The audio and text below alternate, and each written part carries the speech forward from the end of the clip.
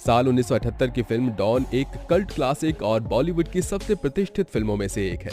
Amitabh Bachchan, Zeenat Aman, Helen, प्राण और इफ्तिखार अभिनीत डॉन के यादगार किरदार, कहानी, गाने और डायलॉग्स रिलीज के 4 दशक बाद भी याद किए जाते हैं। 1978 में इस फिल्म ने बॉक्स ऑफिस पर कामयाबी के झंडे गाड़ दिए थे, लेकिन फिल्म रिलीज करने के लिए मेकर्स को काफी मशक्कत करनी पड़ी थी। तब जाकर ये फिल्म बॉक्स ऑफिस पर धमाल मचा पाई। वेल, आज की हमारी इस वीडियो में हम आपको बताने वाले हैं कि आखिर क्यों फिल्म डॉन को बनाया गया था। तो अगर आप भी जानना चाहते हैं इस फिल्म के बनने के पीछे की वजह, तो बने रहिए हमारे साथ इस वीडियो के अंत तक। इस कहानी की शुरुआत होती है फिल्म डॉन के रिलीज होने से 10 साल पहले, यानी कि साल 1968 में, जब दिल्ली में शाम को एक समारोह में राष्ट्रीय फिल्म पुरस्कार का वितरण किया जा रहा था। इस समारोह में उपकार फिल्म का सुपरहिट गीत मेरे देश की धरती सोना उगले के लिए महेंद्र कपूर को भी पुरस्कार मिलने वाला था। महेंद्र कपूर के साथ इस पुरस्कार को लेने के लिए उनके प्रिय मित्र चंद्र बरोट भी आए हुए थे। आपको बता दें कि चंद्र बरोट वो शख्स हैं जो उन दिनों मनोज कुमार को असिस्ट किया करते थे और फिर बाद में फिल्म डॉन का निर्देशन भी चंद्र बरोट ने ही किया। बता दें कि इस समारोह में चंद्र बरोट की मुलाकात सदी के महानायक अमिताभ बच्चन की मां तेजी बच्चन से हुई थी। दरअसल तेजी बच्चन इस अवार्ड समारोह की जूनियर मेंबर में से एक थी। तेजी बच्चन ने चंद्र बरोट से कहा कि कुछ दिनों में मेरा बेटा भी फिल्मों में काम करने के लिए मुंबई जाएगा, कृपया आप उसकी मदद करना। कुछ ही दिनों में अमिताभ बच्चन चंद्र बरोट से मिलने मुंबई में स्थित फिल्मिस्तान स्टूडियो में जा पहुंचे।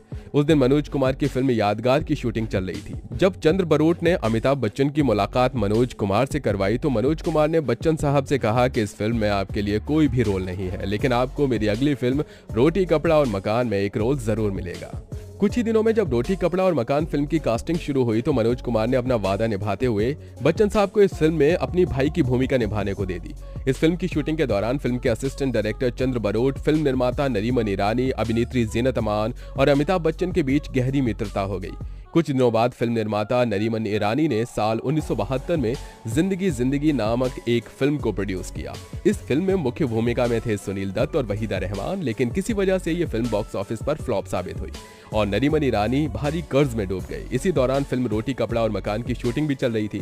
फिल्म के सेट पर जब भी नरीमन ईरानी आते तो काफी परेशान दिखाई देते थे, यहाँ तक कि वो शूटिंग के बाद किसी से मुलाकात भी नहीं करते थे और सीधे घर चले जाते थे।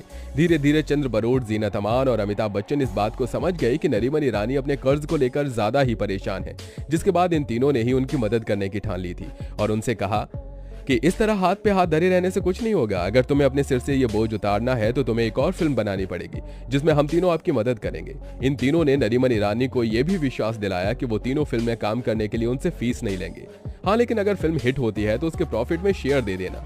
इसके बाद बात आई फिल्म की कहानी की, जिसके लिए इन तीनों ने यह फैसला लिया कि इसके लिए सलीम जावेद से राय ली जाए, क्योंकि उसी बीच अमिताभ बच्चन की सुपर डुपर हिट फिल्म जंजीर आई थी, जिसने बॉक्स ऑफिस पर तहलका मचा दिया था। चारों तरफ से सिर्फ और सिर्फ सलीम जावेद की ही चर्चा हो रही थी। तब उन्होंने सलीम जावेद से संपर्क किया तो उन्होंने उन्हें कई सारी कहानियां सुनाई और उनमें से कई कहानियां इन तीनों को खूब पसंद भी आई। लेकिन कहानी की कीमत सुनकर नरीमन ईरानी सोच में पड़ गई, क्योंकि अगर वो इतनी महंगी कहानी ले लेते तो फिल्म की शूटिंग के लिए बाकी का खर्चा निकाल पाना काफी मुश्किल हो जाता। नरीमन ईरानी की परेशानी को सलीम जावेद काफी जल्दी समझ गए और उनसे कहा, कोई बात नहीं, हमारे पास एक ऐसी भी कहानी है जिसे खरीदने के लिए कोई भी तैयार नहीं है। इस कहानी को धर्मेंद्र, प्रकाश मेहरा और देवानंद पहले ही नापसंद कर चुके हैं। आप चाहे तो आप उस कहानी में फिल्म बना सकते हैं, बदले में हम आपसे एडवांस में कोई भी पैसा नहीं लेंगे। अगर फिल्म हिट होती है तो पैसे दे दीजिएगा, अगर नहीं होती है तो कोई बात नहीं।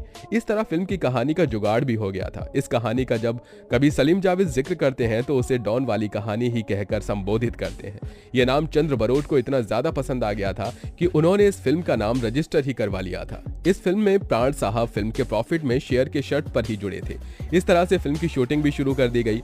अभी फिल्म की शूटिंग भी पूरी नहीं हो पाई थी कि फिल्म के सेट पर ही एक दुर्घटना से नरीमन ईरानी की अचानक मौत हो गई, जिसके चलते फिल्म को पूरा करने की जिम्मेदारी फिल्म से जुड़े सभी लोगों ने अपने सिर पर ले ली और काफी मुश्किलों का सामना करने के बाद इस फिल्म को 12 मई 1978 को बड़े पर्दे पर रिलीज किया गया।